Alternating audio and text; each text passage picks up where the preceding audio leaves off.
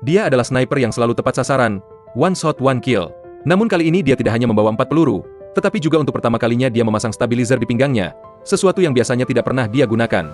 Bahkan untuk memastikan tidak ada kesalahan, Bobby sengaja menembakkan 1 peluru sebelum orang terkaya di dunia muncul. Meskipun peluru tersebut tepat mengenai sasaran, perlu diingat bahwa kemungkinan untuk mengenai target dari jarak 4 km di atas kapal yang bergoyang paling tinggi hanya 0,01%. Namun belum sempat Bobby menarik pelatuk, sebuah speedboat tiba-tiba melaju ke arahnya. Melihat situasi ini, Bobby segera mengubah arah bidikannya dan membunuh driver speedboat itu. Kejadian ini terlihat oleh pengawal di tepi pantai. Lalu pengendara speedboat lain segera mengarahkan kapalnya untuk melindungi sang miliarder dan menyuruhnya untuk tidak muncul ke permukaan air.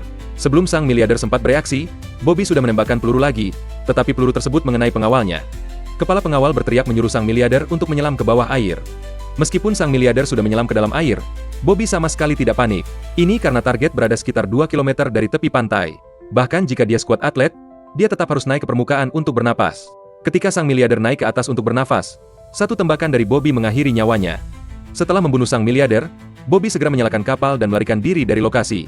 Sedangkan para pengawal yang tahu tidak akan ada gaji setelah bos mereka meninggal hanya berpura-pura mengejar dengan sekuat tenaga. Ketika Bobby sedang meloloskan diri dari para pengejar, tiba-tiba sebuah bola sepak menggelinding ke jalan, diikuti oleh seorang anak kecil yang berlari keluar. Ini mengejutkan Bobby sehingga dia membanting setir, menyebabkan mobilnya menabrak batu di pinggir jalan dan langsung terbalik mobilnya. Tidak lama kemudian asap tebal mulai keluar dari mobil. Saat itu, kaki Bobby tersangkut dan dia sama sekali tidak bisa bergerak. Untungnya, seorang pengemudi truk lewat, segera turun, dan menelepon bantuan. Setelah melihat Bobby masih sadar, sopir truk itu dengan baik hati menariknya keluar. Namun ketika sopir truk hendak memanggil polisi, Bobby mengeluarkan pistol dan mengancamnya untuk menyerahkan kunci truk. Ketika sopir mengatakan kuncinya ada di dalam truk, Bobby langsung mengambil ponsel sopir. Namun saat dia ingin pergi dengan truk, dia melihat seorang wanita di balkon sedang menelepon polisi. Menyadari bahwa dia tidak bisa tinggal lebih lama, Bobby segera menghidupkan mesin dan pergi dari tempat itu. Kemudian dia membawa truk ke tempat yang tersembunyi, mengganti pakaiannya dengan yang lebih rapi, dan melemparkan pemantik api ke dalam mobil.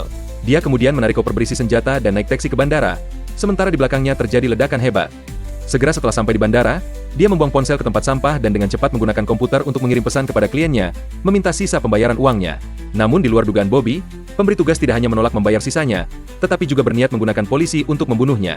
Meskipun hal ini bukan masalah besar bagi Bobby, yang lebih mengejutkan adalah istrinya ternyata membawa anak mereka dan kabur dengan uangnya. Pria yang pernah mengalami hal seperti ini pasti tahu rasanya. Yang lebih mengkhawatirkan lagi, 2 polisi telah menerobos masuk rumahnya. Sementara Bobby masih dengan santai membereskan barang-barangnya, sama sekali tidak menyadari bahwa bahaya semakin mendekat.